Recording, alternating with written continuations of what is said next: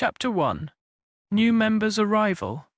The parish hall of St. Mary Mead was filled with the gentle clicking of knitting needles and the soft murmur of conversation that Thursday afternoon.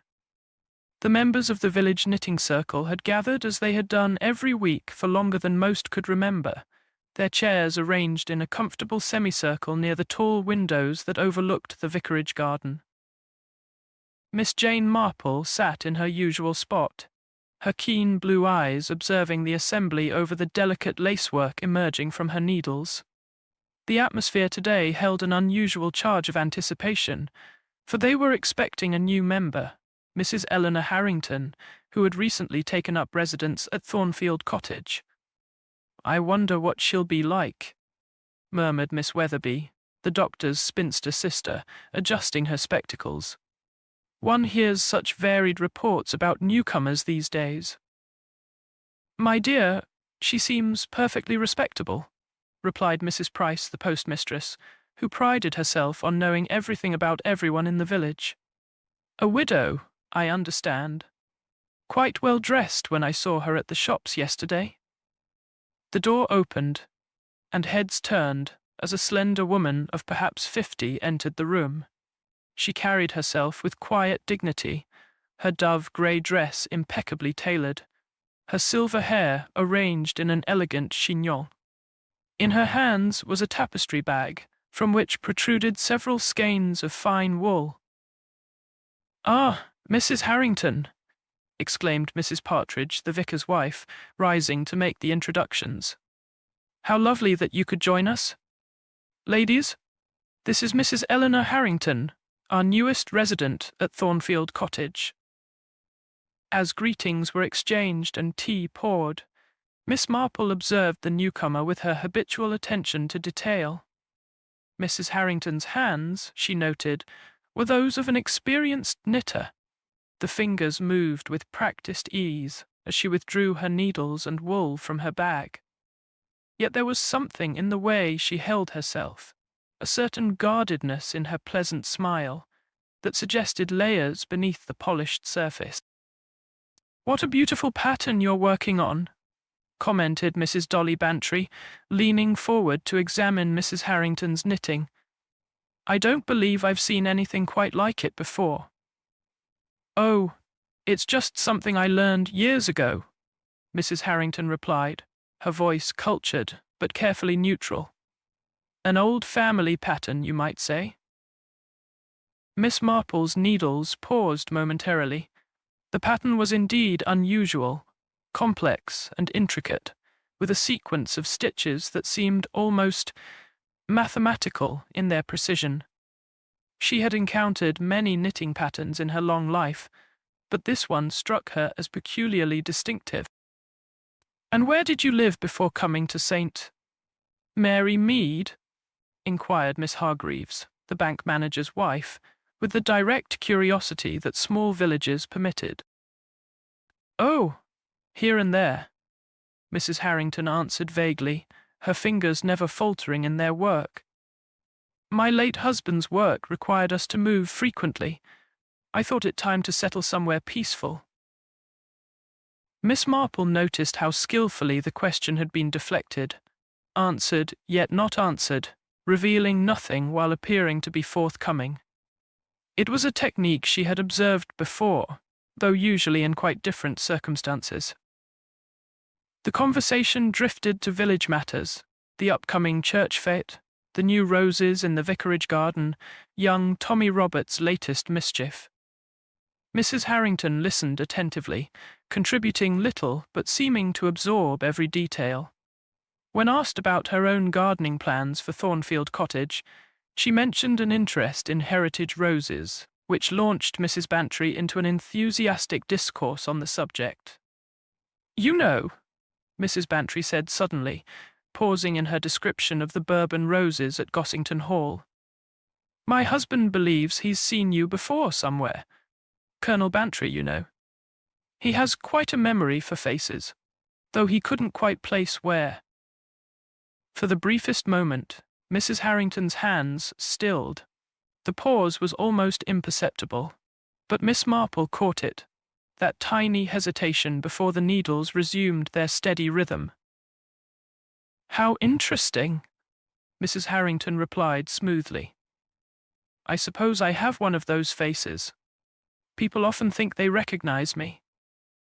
The meeting continued pleasantly enough, but Miss Marple sensed an underlying current of unease in their new member.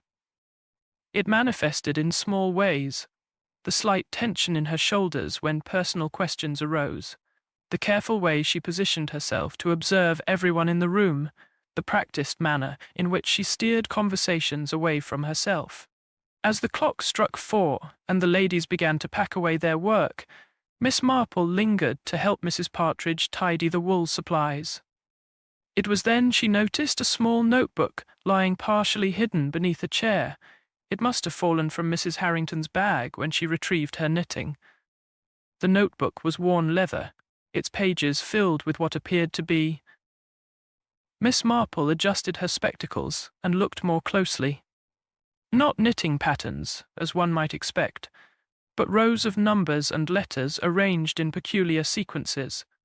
Before she could examine it further, she heard footsteps approaching. "Oh, my notebook!" Mrs. Harrington stood in the doorway, a flash of genuine anxiety crossing her features. "I came back for it. So careless of me." "Not at all, my dear," Miss Marple replied, handing it over with her gentle smile. "We all misplace things from time to time." Mrs. Harrington accepted the notebook with visible relief, though her fingers tightened around it possessively. "Thank you, Miss Marple. You're very kind." After she had gone, Miss Marple stood thoughtfully by the window, watching Mrs. Harrington's retreating figure. There was more to their new member than met the eye, of that she was certain. The question was, what exactly was Mrs. Eleanor Harrington hiding? Her contemplation was interrupted by the arrival of Colonel Bantry, his military bearings still evident despite his years of retirement. He had come to collect his wife, but his expression was troubled. "Miss Marple," he said without preamble, "that woman who just left, Mrs. Harrington, isn't it? I've been puzzling over it all afternoon, and now I remember where I saw her before." Miss Marple turned to face him, her blue eyes alert. "Indeed, Colonel. At my club in London, about 5 years ago, there was a photograph in the members' gallery, charity function of some sort. She was standing next to Major Richardson." He paused significantly. "You remember the Richardson case, I suppose? The man who was convicted of passing government secrets during the war?" "I remember it very well," Miss Marple replied quietly. "Thought you might." The Colonel nodded grimly. "Question is, what's she doing in St. Mary Mead?" As Miss Marple walked home through the gathering dusk, she reflected on the afternoon's events. A new resident with a carefully constructed privacy, unusual knitting patterns, a notebook filled with codes, and now a connection to a convicted spy. In her experience, such coincidences rarely occurred without purpose. She paused at her garden gate, looking back toward the village. Somewhere in St. Mary Mead, Mrs. Eleanor Harrington was settling into Thornfield Cottage, perhaps believing her secrets were safe. But Miss Marple had learned long ago that secrets, like dropped stitches in knitting, had a way of unraveling when least expected. And she had always been rather good at following loose threads to their source. Chapter 2. Strange Patterns Discovered. The following Thursday afternoon, Miss Marple arrived at the parish hall earlier than usual, her knitting basket containing not only her current project, a cardigan for her great-nephew, but also several reference books on historical knitting techniques that she had borrowed from the county library. Her conversation with Colonel Bantry had left her curious about certain aspects of Mrs. Harrington's unusual knitting pattern. As the other members of the circle arrived, Miss Marple observed that Mrs. Harrington seemed more at ease than during her first visit, though she still positioned herself with her back to the wall, affording a clear view of both the door and windows. The mysterious woman was working on what appeared to be a Fair Isle sweater, its pattern even more complex than the piece she had brought the previous week. "How lovely!" exclaimed Mrs. Bantry, settling into her chair. "I've always admired Fair Isle work, but I've never had the patience for it myself." Mrs. Harrington smiled politely. "It requires concentration, certainly. I find the repetitive nature of the pattern quite soothing." Miss Marple's eyes, however, were focused not on the overall design, but on certain peculiarities within it. The color changes seemed to follow no traditional Fair Isle pattern she recognized, and there were deliberate dropped stitches that appeared too regular to be accidental. She had seen something similar before, many years ago, though she couldn't quite place where. "My dear Mrs. Harrington," ventured the vicar's wife, leaning closer to examine the work. "What an intricate design! Might I ask where you learned such an unusual interpretation of Fair Isle?" For a moment, Mrs. Harrington's hands stilled. "Oh, it's just something I've adapted over the years. I like to experiment with traditional patterns." "Speaking of experiments," Miss Weatherby interjected, "did you hear about old Mr. Pemberton? He was quite upset yesterday, claiming someone had been photographing his cottage. Apparently it was once part of the old manor estate during the war." "How curious," Mrs. Harrington murmured, her attention seemingly fixed on her knitting. "I suppose many of the older properties in the village have interesting histories." "Oh, yes," Mrs. Price chimed in, always eager to share village gossip. "The manor was quite important during the war. Some sort of communications center, I believe. All very hush-hush at the time. My mother used to work in the kitchens there and said there were rooms she was never allowed to enter." Miss Marple noticed Mrs. Harrington's knitting needles moving more rapidly, though her expression remained carefully neutral. "Several young women from the village worked there as clerks," added Miss Hargreaves. "Terrible tragedy when one of them died. Catherine Bell, wasn't it? Fell down those steep stone steps at the back of the manor. Such a promising girl, too." "When did this happen?" Mrs. Harrington asked, her voice steady, but her knuckles whitening slightly around her needles. "Oh, 1944, I believe," Miss Margreaves replied. "Just before the end of the war. Poor thing was only 22. The conversation drifted to other topics, but Miss Marple observed that Mrs. Harrington's Fair Isle project had been hastily folded and tucked away, replaced by a simple scarf pattern that required less concentration. After the meeting, as Miss Marple walked home through the village, she made a detour to the library. The elderly librarian, Miss Jenkins, greeted her warmly. "Back so soon, Miss Marple? Did you find those knitting books helpful?" "Indeed, though I wondered if you might have anything on wartime crafts, specifically about encoding messages in handwork." Miss Jenkins's eyes brightened with interest. "How fascinating! Let me check our military history section." 20 minutes later, Miss Marple sat at a reading table with a slim volume entitled "Hidden in Plain Sight: Covert Communications in Domestic Crafts." One chapter particularly caught her attention: "The Belgian Resistance and the Knitted Code."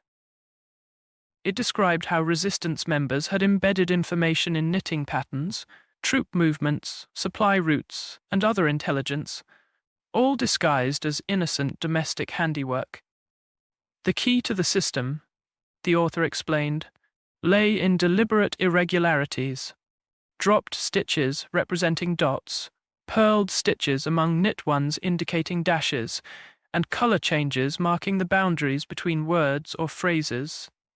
Miss Marple thought of Mrs. Harrington's Fair Isle pattern, with its seemingly random color changes and precisely placed errors. She turned to another chapter discussing similar techniques used by British intelligence during the war.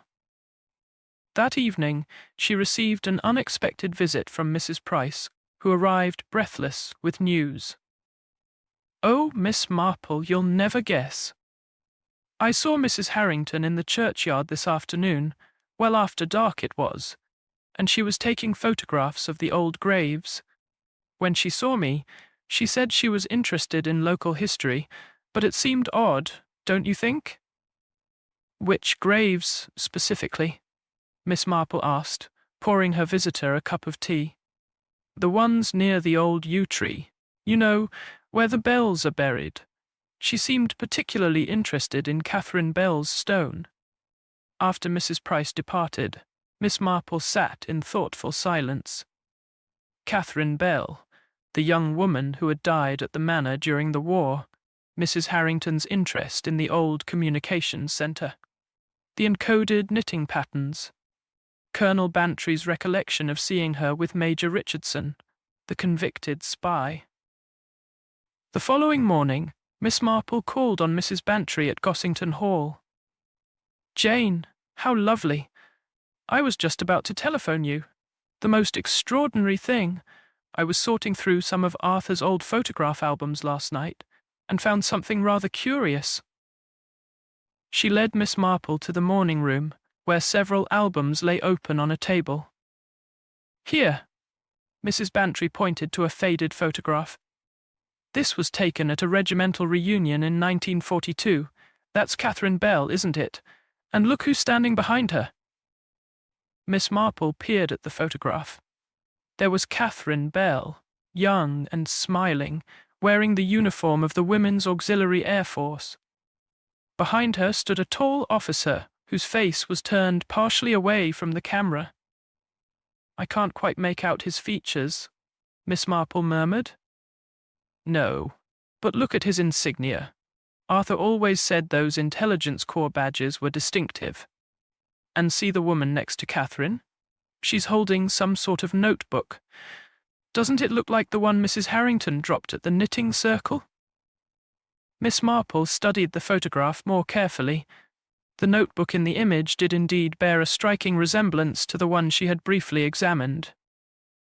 "Dolly," she said quietly, "would you mind if I borrowed this photograph?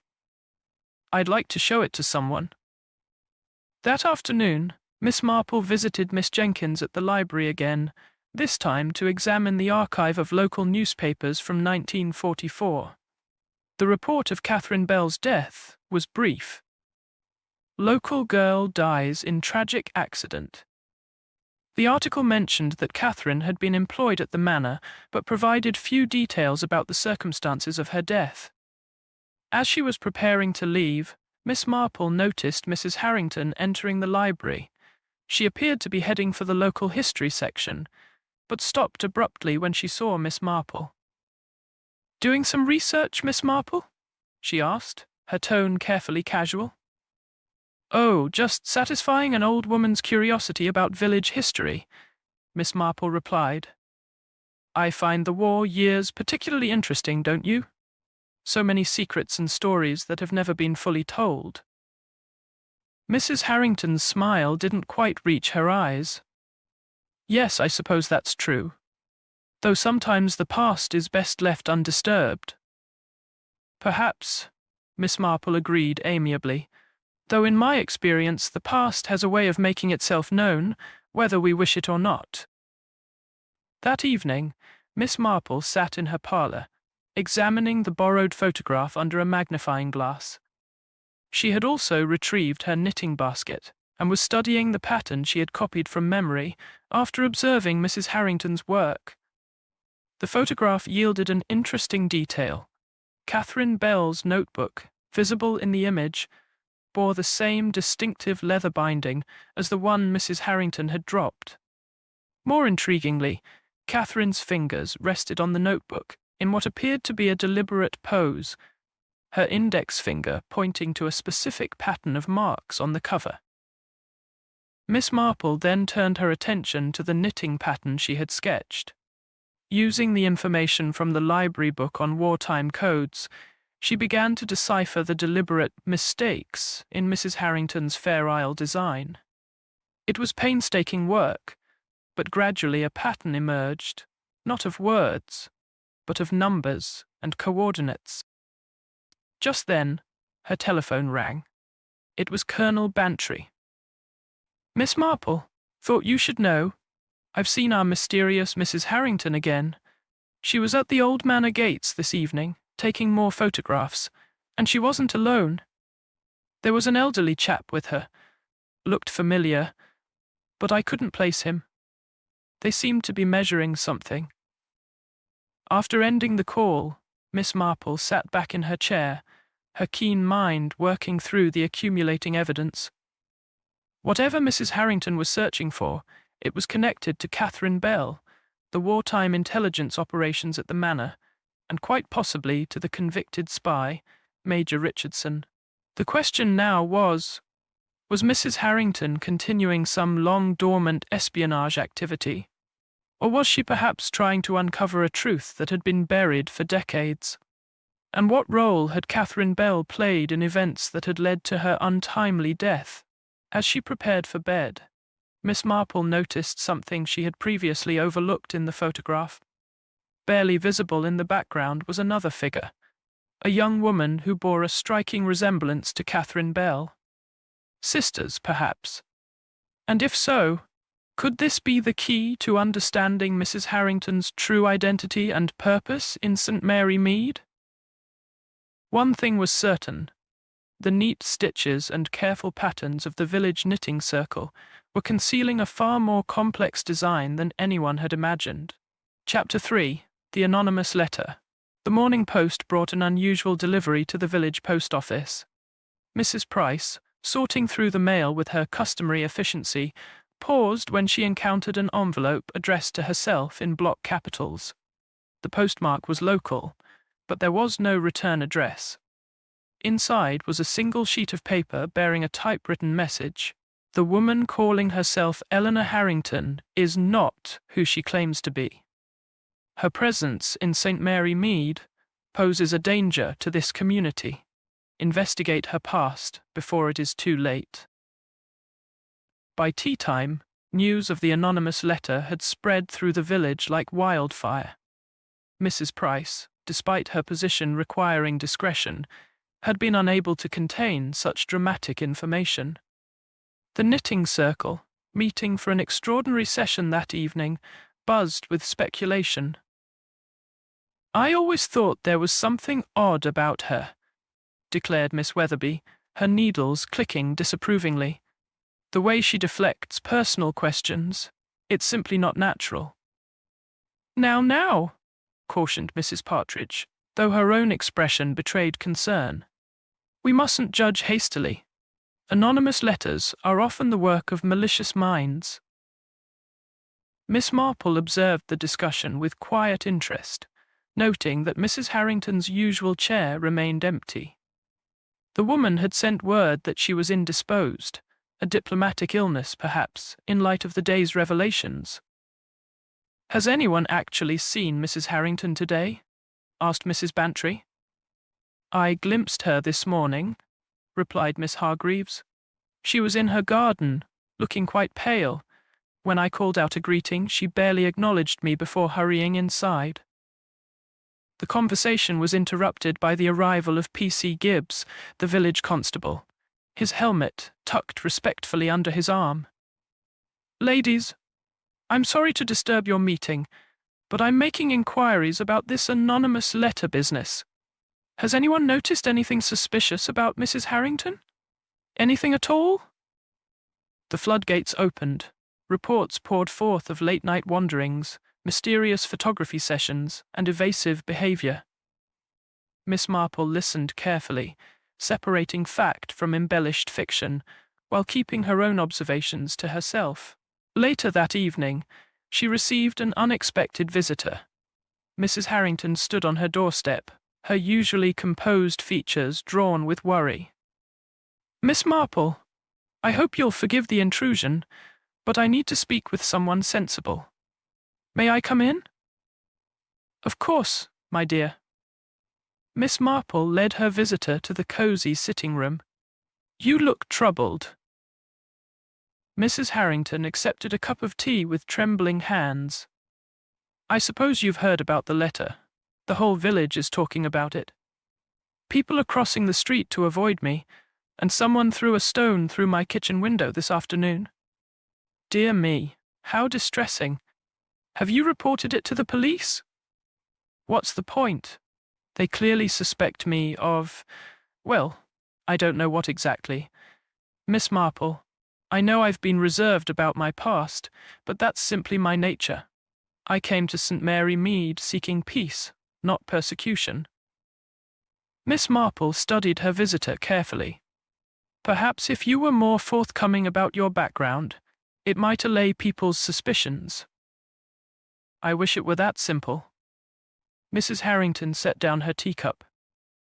There are aspects of my past that I cannot discuss, not because they're shameful, but because they involve others who might be harmed by exposure. I'm conducting historical research, nothing more sinister than that. Research concerning Catherine Bell? Mrs. Harrington's eyes widened. You know about that?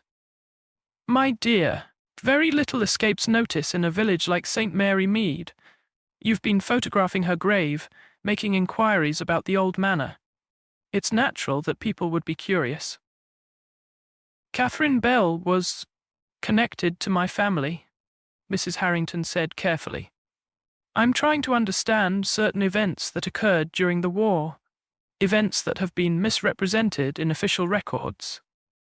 Before Miss Marple could respond, they were interrupted by urgent knocking. Colonel Bantry stood at the door, his face grave. Sorry to barge in, Miss Marple, but I thought you should know immediately. Someone's broken into Thornfield Cottage. Mrs. Harrington's home has been ransacked. Mrs. Harrington rose abruptly, nearly upsetting her tea. What? But I've only been gone an hour. They hurried to Thornfield Cottage, where P.C. Gibbs was already examining the scene.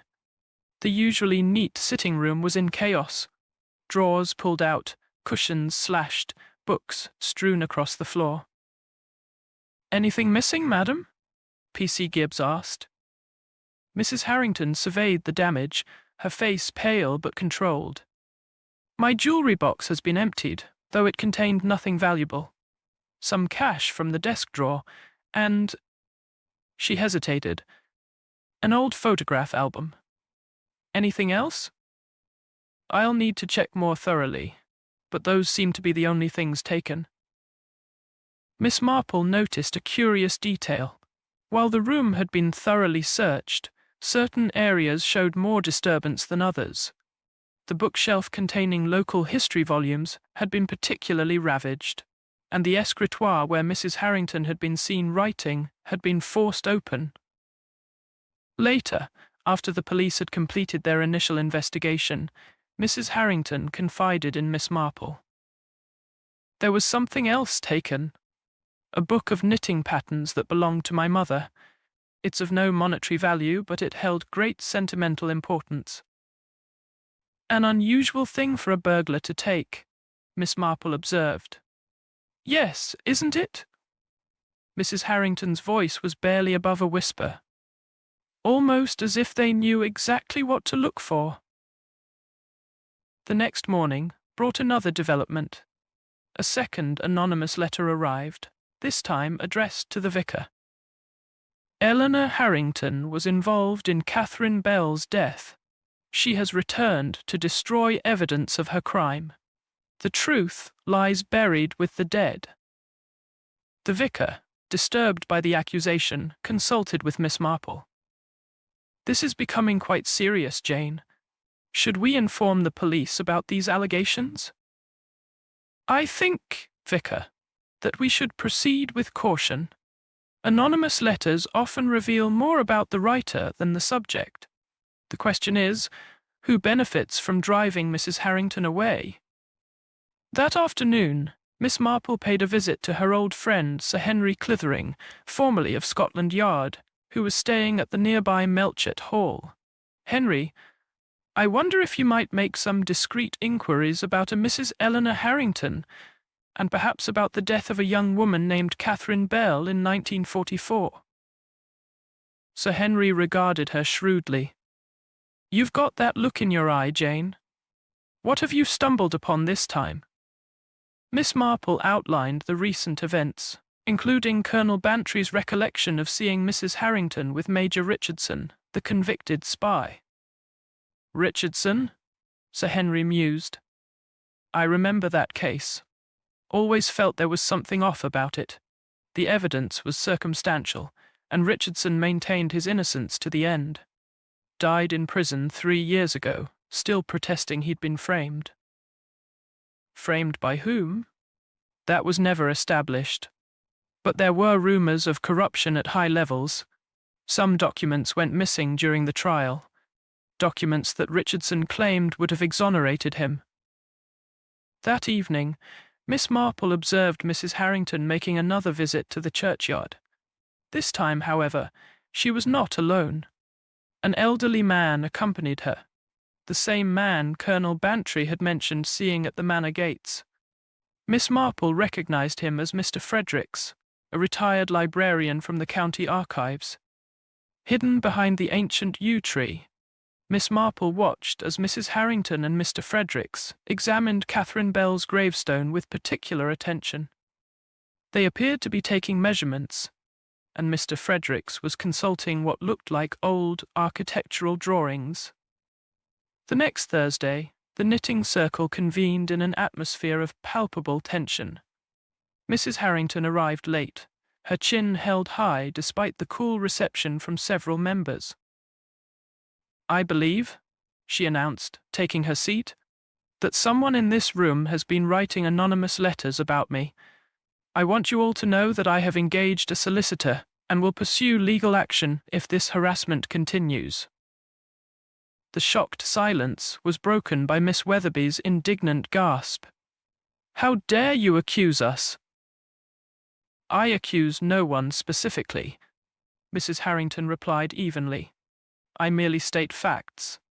These letters contain information known only to members of this circle. As the meeting progressed uncomfortably, Miss Marple noticed something interesting.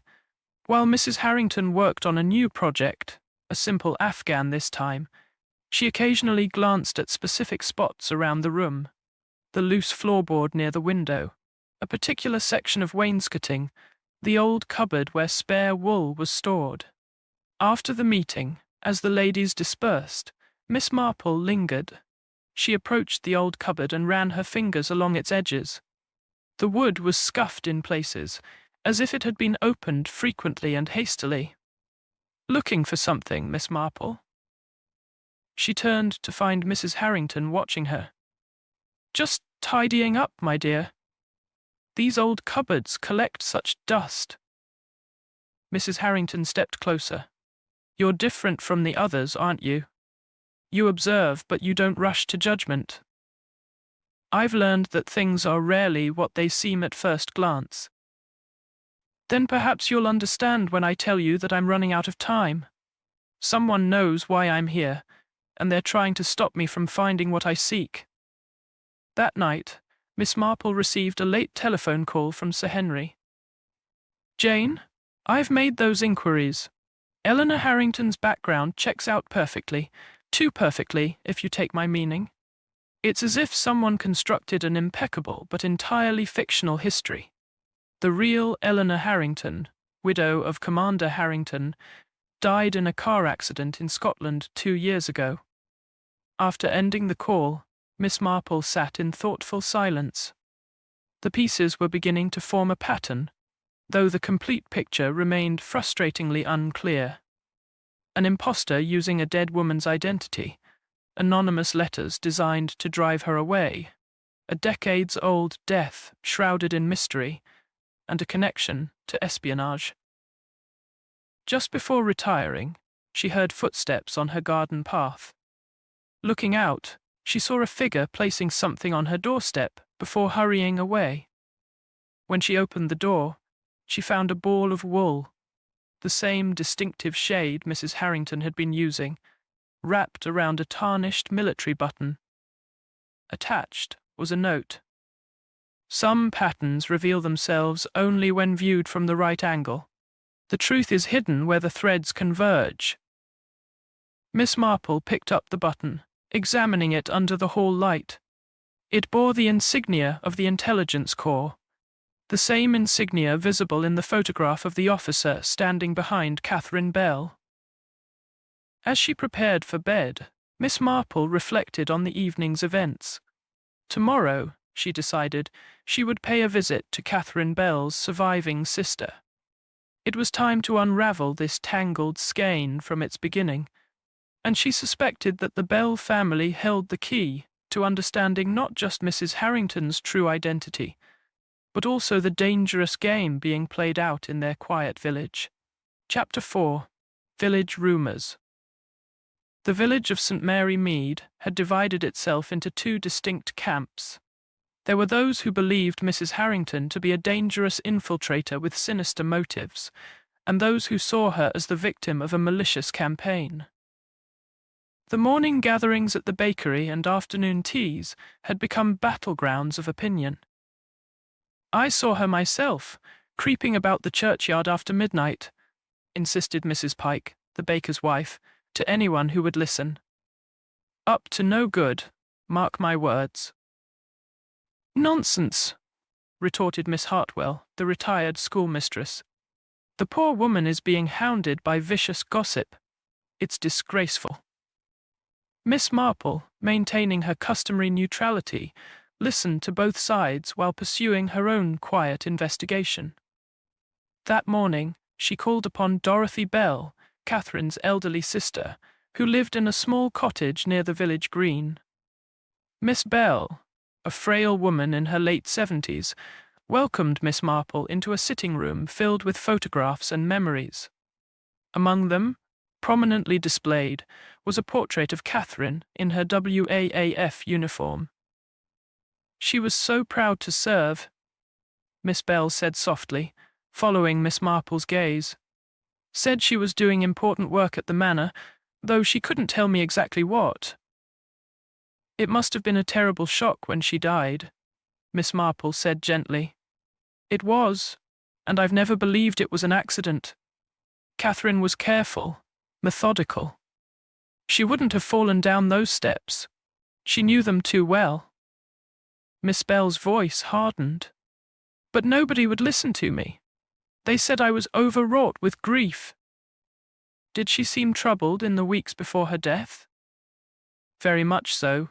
She kept talking about patterns that didn't match, numbers that didn't add up. I thought she meant her clerical work, but now I wonder—" Miss Bell reached for a box on the side table. "I kept all her things. There isn't much. They returned her personal effects, but not her work materials. Those were classified, they said."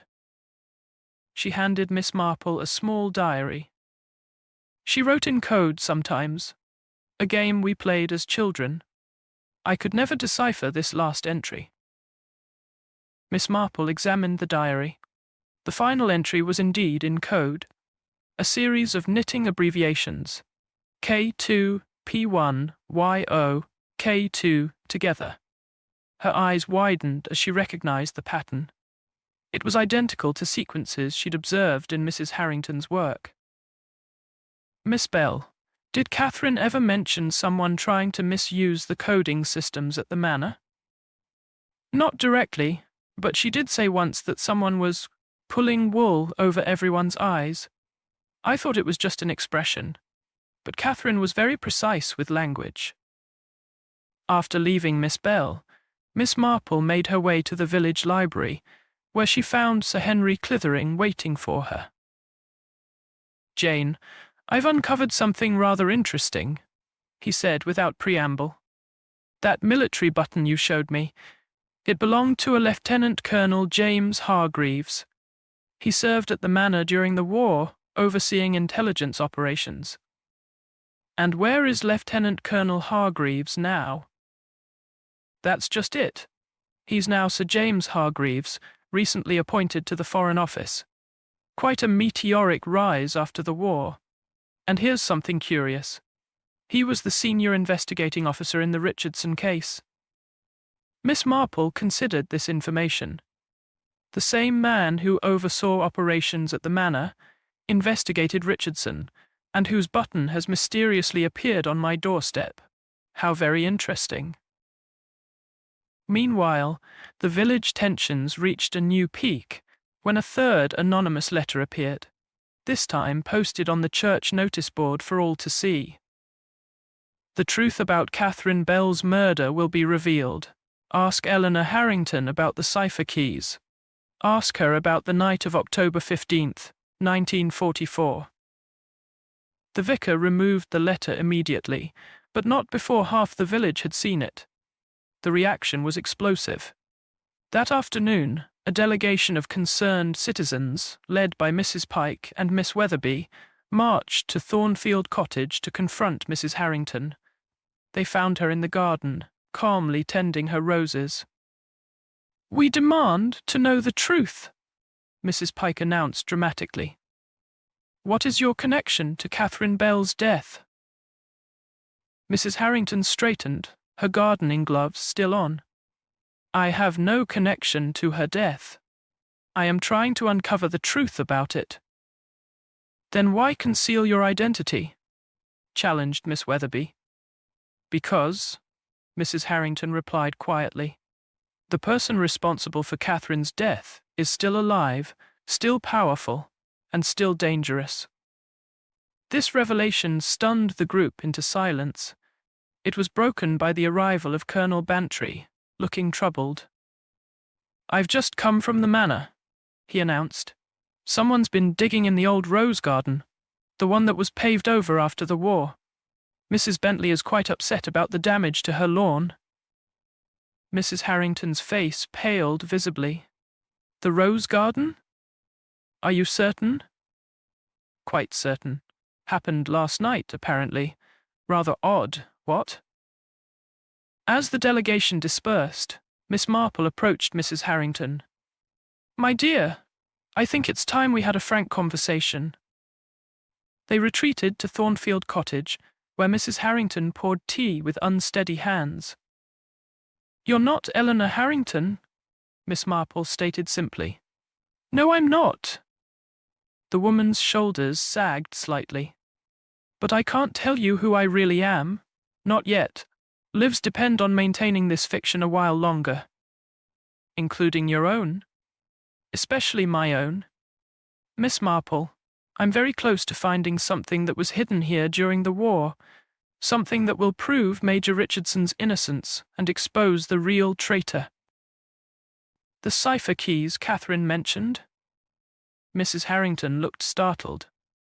"You know about those?" "I've been doing my own investigating. Catherine Bell kept a diary. Her sister has it." "Dorothy still has it?" "I wasn't sure. I haven't dared approach her directly. Are you, by any chance, related to Catherine?" Mrs. Harrington hesitated, then nodded slowly. "Catherine was my aunt.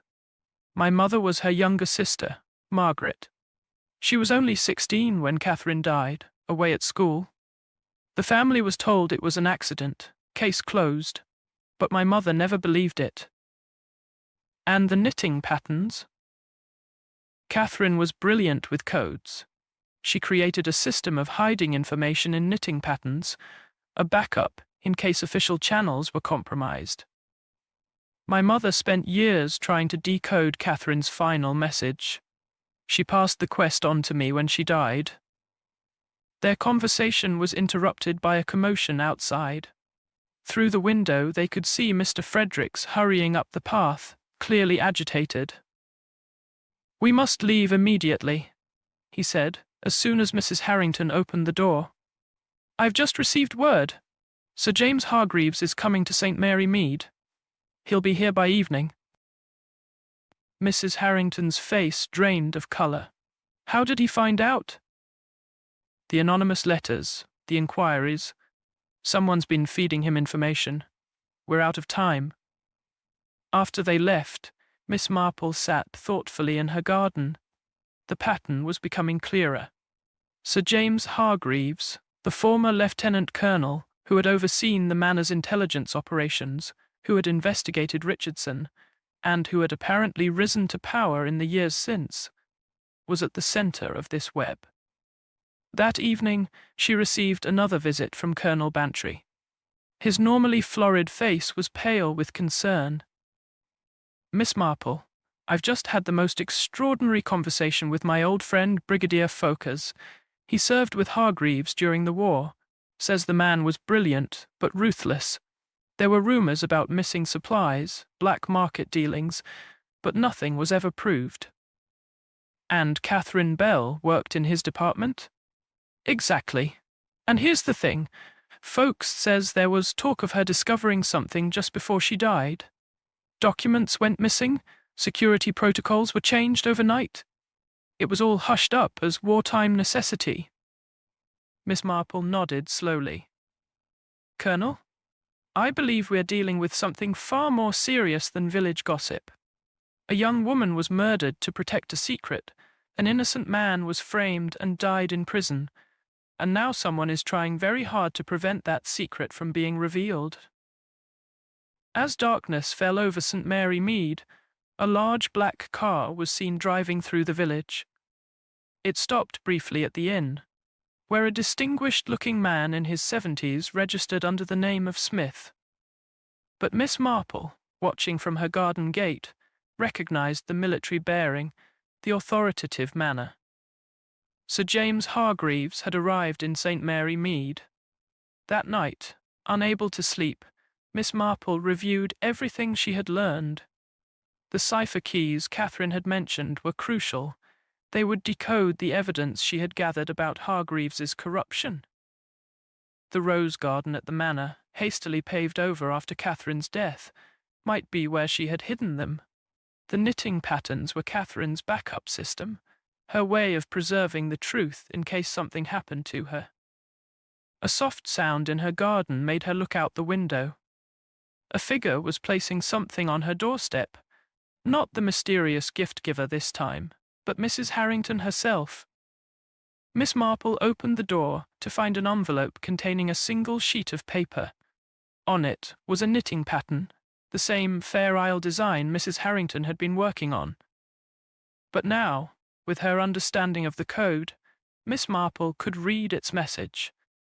"The truth lies beneath the roses. October 15th, 1944. Trust no one in authority. K.B." As she closed her door, Miss Marple saw lights still burning at the inn. Sir James Hargreaves was awake, planning his next move. The game, as they say, was afoot, and Miss Marple suspected that the next 24 hours would determine whether a decades-old injustice would finally be corrected, or buried forever beneath layers of lies and official secrets. Chapter 5. Miss Marple's Deduction. The morning after Sir James Hargreaves's arrival brought an unseasonable fog to St. Mary Mead, shrouding the village in an appropriate atmosphere of mystery.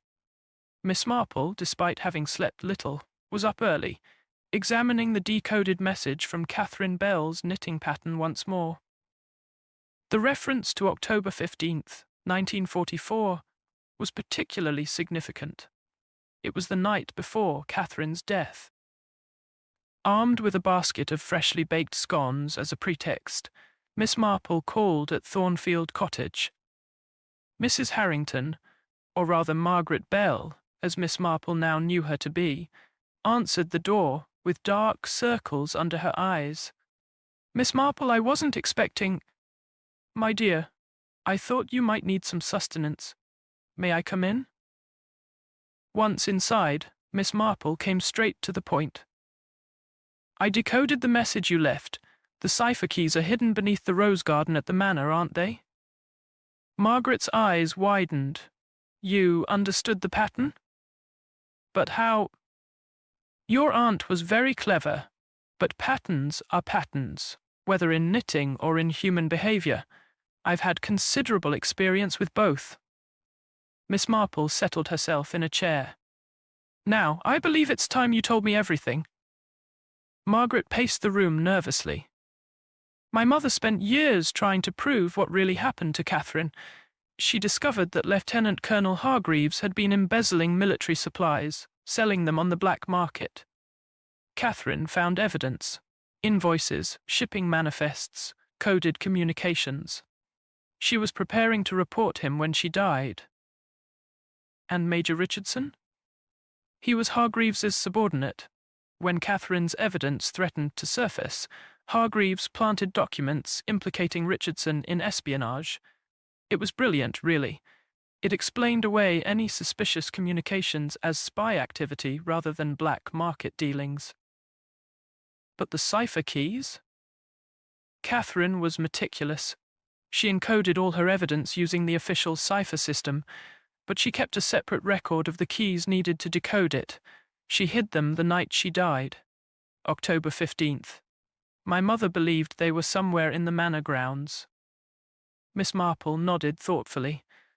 The rose garden was paved over shortly after her death. Rather convenient timing. Exactly. But here's what's driven me to take such desperate measures. Hargreaves is about to be appointed to an even higher position. If he achieves that, any chance of justice dies with it. He'll be untouchable. Their conversation was interrupted by urgent knocking. Mr. Fredericks stood at the door, visibly shaken. He's at the manor, he reported breathlessly. Hargreaves. He's convinced Mrs. Bentley to let him inspect the grounds, says he's writing a wartime memoir and wants to revisit his old posting. Margaret grabbed her coat. We have to get there first. My dear, Miss Marple interjected calmly, rushing in would be most unwise. Sir James is clearly expecting you to make a move. We need a more subtle approach. An hour later, Miss Marple arrived at the manor with her knitting basket, accompanied by Mrs. Bantry, who had arranged with Mrs. Bentley to photograph the gardens for the upcoming flower show. Jane insisted on coming along, Mrs. Bantry explained to Mrs. Bentley. She's always been interested in the manor's history. They found Sir James Hargreaves in the library, a distinguished figure with cold grey eyes and an air of barely concealed impatience. He was examining old architectural plans of the estate. Ah, local residents, he said, with practiced charm. Perhaps you ladies remember the manor during the war? Indeed, Miss Marple replied mildly. Such a busy place then. So many young people working here. Tragic about that poor girl who fell. Hargreaves's eyes sharpened. You mean Catherine Bell? Yes, unfortunate accident. I was her commanding officer, you know. Brilliant girl, but prone to fanciful theories. Really? How interesting. I've heard she was quite methodical. Perhaps too methodical. She saw conspiracies where none existed. His tone had hardened slightly. Started making wild accusations just before her death. The stress of wartime work, I'm afraid. As they spoke, Miss Marple's keen eyes noticed something significant. Hargreaves kept glancing toward the window, overlooking what had once been the rose garden. His fingers drummed nervously on the desk whenever that area was mentioned. Later, while Mrs. Bantry distracted Hargreaves with questions about his wartime service, Miss Marple slipped away to examine the former rose garden. The area was now a plain lawn, but she noticed subtle irregularities in the ground, slight depressions that suggested something beneath had settled over the years. She was measuring these depressions with her knitting needles when she heard footsteps. Turning, she found herself face to face with Sir James Hargreaves. Losing something, Miss Marple? His voice was silk over steel. Just dropped a stitch, Sir James. At my age, one's eyes aren't what they were. Indeed. You know, it's curious how interested everyone suddenly seems to be in this old place. First that Harrington woman, now you. One might almost think there was something here worth finding. Oh, I shouldn't think so. Miss Marple replied innocently. Though gardens do hold such memories, don't they? I often think about the people who tended them, the secrets they might have shared with the flowers. Hargreaves's face darkened. Sometimes secrets are better left buried, Miss Marple. For everyone's sake. That evening, Miss Marple convened a war council at her cottage. Present were Margaret, still maintaining her identity as Mrs. Harrington, Mr. Fredericks, Colonel Bantry, and Sir Henry Clithering. The cipher keys are definitely under the rose garden, Miss Marple announced. Catherine was clever. She buried them in a pattern that mirrors her knitting code. The depressions in the lawn mark the spots. But how do we retrieve them with Hargreaves watching? Margaret asked desperately. We don't, Miss Marple replied. We let him retrieve them for us. She outlined her plan. It was audacious, relying on Hargreaves's arrogance and his ignorance of how much they knew. That night, Miss Marple placed an anonymous note at the inn. The Bell girl's evidence is beneath the third rose from the north wall. Midnight. Come alone, or the press learns everything. From her concealed position in the manor's shrubbery, Miss Marple watched as Hargreaves, exactly at midnight, appeared with a spade. His dignified bearing was gone, replaced by the furtive movements of a desperate man. He began to dig at the specified location. What he didn't know was that Colonel Bantry and Sir Henry were photographing everything from the manor windows, while Mr. Fredericks recorded the scene on a borrowed camera. After 20 minutes of digging, Hargreaves unearthed a small metal box. His hands shook as he opened it, revealing not just cipher keys, but Catherine's detailed journal documenting his crimes. The flash of Colonel Bantry's camera caught his expression of horror perfectly. I believe those belong to the Crown. Sir Henry Clithering stepped from the shadows, his Scotland Yard credentials in hand. Sir James Hargreaves, I'm arresting you for the murder of Catherine Bell and conspiracy to pervert the course of justice. Hargreaves attempted to run, but was stopped by P.C. Gibbs and Inspector Slack, whom Sir Henry had summoned earlier. As he was led away, he turned to Miss Marple with bitter recognition. You planned this entire charade? Not at all, Miss Marple replied serenely. I merely helped the truth knit itself back together. Catherine Bell was cleverer than you knew. She didn't just hide evidence. She created a pattern that would eventually reveal itself to anyone who knew how to read it. In the days that followed, the full story emerged. Catherine had indeed discovered Hargreaves's embezzlement scheme. On the night of October 15th, realizing her life was in danger, she had encoded all her evidence and hidden both the cipher keys and her journal in the rose garden using a pattern based on her knitting code. She had been killed while returning to her quarters, pushed down the stone steps by Hargreaves himself. Major Richardson was posthumously exonerated, his name cleared after decades of disgrace. The government quietly compensated his family, and the full truth about Hargreaves's corruption was revealed. Margaret Bell chose to remain in St. Mary Mead under her real name. The village, somewhat shamefaced about their treatment of her, welcomed her warmly. At the next meeting of the knitting circle, she was elected honorary secretary, and her first action was to frame her aunt's original Fair Isle pattern, the one that had contained the coded message leading to justice.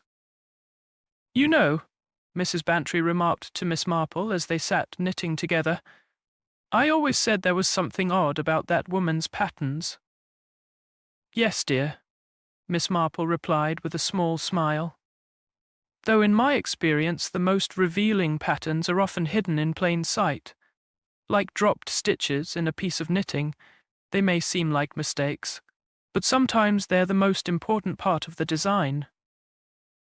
Miss Marple looked across at Margaret Bell, who was teaching young Jenny Partridge a complex cable pattern.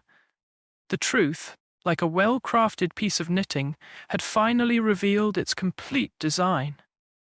Catherine Bell's patient code had waited decades to be understood, proving that justice, like a good pattern, could survive the passage of time.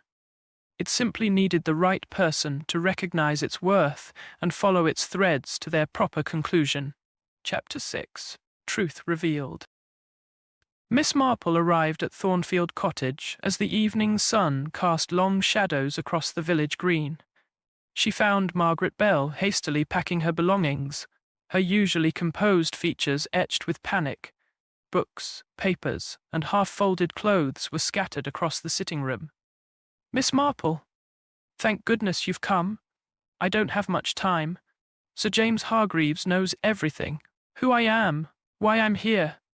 He's coming to St. Mary Mead, and I fear—" "My dear," Miss Marple interrupted gently, "perhaps you should begin at the beginning. I believe I've deduced much of your story, but I'd like to hear it from you." Margaret paused in her frantic packing, then sank into a chair with a deep sigh. "You're right, of course. I owe you that much, at least." She took a steadying breath. "My real name is Margaret Bell. Catherine was my sister. My brilliant, brave older sister who was murdered 40 years ago. And you've spent your life seeking justice for her." "Yes. My mother never believed Catherine's death was an accident. On her deathbed, she made me promise to uncover the truth. She gave me Catherine's private papers, including her knitting patterns. Mother had discovered they contained coded messages, but she could never fully decipher them." Margaret moved to the window, gazing out at the darkening village.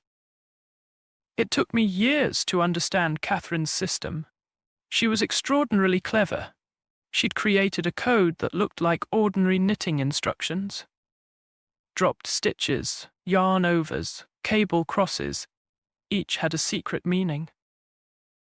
When I finally cracked it, I discovered she'd been documenting evidence of corruption." "Lieutenant Colonel Hargreaves," Miss Marple said quietly. "Yes, he was selling military supplies on the black market, using his position at the Signals Intelligence Center to cover his tracks. Catherine discovered discrepancies in the inventory records and shipping manifests. She was building a case against him when she died." "But why frame Major Richardson?" "Richardson was Hargreaves's adjutant. Catherine had confided in him about her suspicions. After murdering my sister, Hargreaves needed a scapegoat, someone to blame for any irregularities that might come to light. He fabricated evidence suggesting Richardson was passing secrets to the enemy, who would look for a black marketeer when they'd caught a spy." Miss Marple nodded thoughtfully. "And the cipher keys?" Catherine was meticulous about security protocols. She encoded all her evidence using the official cipher system, but she kept a separate record of the keys needed to decode it. Without those keys, her evidence was meaningless, just random numbers and letters. She hid them somewhere in the manor grounds the night she was killed. "Which is why you've been searching the churchyard and photographing the manor." "I thought she might have left clues in the church registers, or hidden them in the family grave. But I was wrong." Margaret's hands clenched. Then I remembered something she'd written in one of her last letters home, about tending the roses at the manor, how she found peace there among the flowers. "The rose garden that was hastily paved over after her death." "Exactly. I believe she buried the cipher keys there, probably in some pattern that mirrors her knitting code.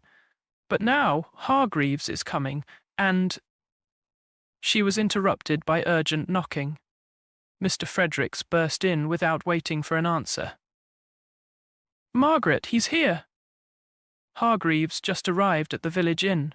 He's asking questions about you, about the manor. We have to leave immediately." "No," Miss Marple said firmly. "Running now would be the worst possible thing. Sir James already knows who you are and why you're here. What he doesn't know is how much we've discovered." She turned to Mr. Fredericks. You're the former curator from the War Museum archives, aren't you? The one who authenticated Catherine's original documents? Fredericks looked startled. How did you— Never mind. Yes, I've been helping Margaret verify the evidence. Catherine Bell was a heroine whose story deserves to be told. Then help me tell it tonight, Miss Marple said. She reached for the telephone. I need to make some calls. We're going to need witnesses for what happens next. An hour later, as darkness fell over St. Mary Mead, an unusual gathering assembled at the manor. Mrs. Bentley, the current owner, had agreed to host what she thought was an historical presentation about the manor's wartime role.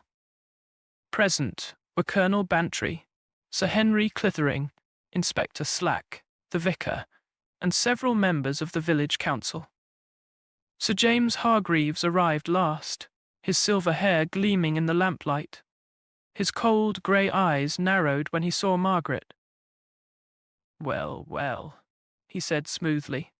Miss Bell, I presume? Or do you still prefer Mrs. Harrington? My name is Margaret Bell, she replied with quiet dignity. Catherine Bell was my sister. Ah, yes, Catherine. Brilliant girl, but sadly delusional. Imagined all sorts of conspiracies where none existed. Such a tragedy when she fell down those steps. She didn't fall, Margaret said. You pushed her. Hargreaves laughed coldly. Prove it. I intend to. Margaret produced a worn notebook. This contains Catherine's encrypted records of your black market operations. Every stolen shipment, every falsified inventory, every illicit payment, all documented in her own cipher. Meaningless without the cipher keys, Hargreaves snapped. And those died with your sister. Did they? Miss Marple interjected mildly. Catherine was cleverer than you realized, Sir James. She knew her life was in danger, so she took precautions. She hid the cipher keys where she thought they'd be safe. In the rose garden she loved. Hargreaves's composure cracked slightly. The rose garden was destroyed years ago. Paved over, Miss Marple agreed. Rather hastily, as I understand it. Just days after Catherine's death. One might almost think someone wanted to bury something. This is absurd speculation, Hargreaves blustered. You have no proof of any of this.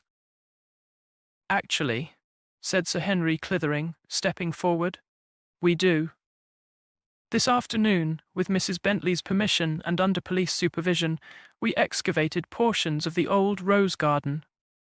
He produced a metal box, rust-covered, but intact. We found this buried in a very specific pattern, one that matches Catherine Bell's knitting cipher. Inside were not only the cipher keys, but also Catherine's private journal detailing your crimes. Hargreaves went pale. You can't. That's impossible. Your mistake, Miss Marple said gently, was underestimating Catherine Bell. She didn't just hide evidence. She created a system that would eventually reveal itself to anyone patient enough to understand it. Her knitting patterns were a backup, you see. Even if the physical evidence was destroyed, the truth would survive, encoded in something as innocent as a Fair Isle sweater. Inspector Slack stepped forward. Sir James Hargreaves, I'm arresting you for the murder of Catherine Bell and conspiracy to pervert the course of justice. As Hargreaves was led away, he turned to Margaret with bitter hatred. You've destroyed everything, my reputation, my life's work. No, Margaret replied quietly. You destroyed yourself 40 years ago when you murdered my sister. I've simply helped the truth catch up with you. Later that evening, after the police had gone and statements had been taken, a small group gathered in Miss Marple's cottage. Margaret, Mr. Fredericks, Colonel Bantry and Sir Henry sat around the fire while Miss Marple poured tea. I still don't understand, the colonel said, how you knew where to dig. The rose garden was quite large. Miss Marple smiled. Catherine left us the pattern. Her knitting cipher used specific stitches to represent coordinates. The dropped stitches in Margaret's Fair Isle design weren't mistakes. They were a map. Once I understood that, finding the cipher keys was simply a matter of translating knitting instructions into garden measurements. Remarkable, Sir Henry murmured. And Richardson? Will be posthumously exonerated, Margaret said. His family will finally have justice. The ministry has already begun the process. What will you do now? Miss Marple asked Margaret. I thought I might stay in St. Mary Mead, she replied. I've grown fond of the village, and Catherine would have liked knowing her story ended where it began. Besides, she added with a small smile, I've promised to teach the knitting circle some new patterns, ones without hidden messages. The next Thursday afternoon, the knitting circle met as usual in the parish hall. Margaret Bell, no longer hiding behind a false identity, took her place among the members. The atmosphere was warm with acceptance and tinged with admiration for her dedication to justice. I propose, announced Mrs. Bantry, that we create a commemorative piece for Catherine Bell, something that honours her memory and her cleverness. The motion was carried unanimously. It was decided they would knit a tapestry depicting the manor during wartime, with a border of roses and intricate Fair Isle patterns, a public monument to a young woman whose patience and ingenuity had finally brought a murderer to justice. As the needles began to click in familiar rhythm, Miss Marple reflected on the nature of patterns. In knitting, as in life, what appeared to be mistakes or random elements often revealed themselves as essential parts of a larger design. Catherine Bell had understood this, encoding truth in the spaces between stitches, trusting that someone, someday, would recognize the pattern and complete the work she had begun. You know, Miss Marple said to Margaret as they worked side by side, your sister reminds me of the old Greek myth about Penelope, who wove by day and unravelled by night, hiding messages in her tapestry.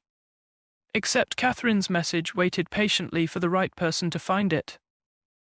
Margaret smiled, her needles moving steadily. She always said that truth is like a well-made jumper. No matter how you try to unravel it, the pattern remains. You just need to know how to read it.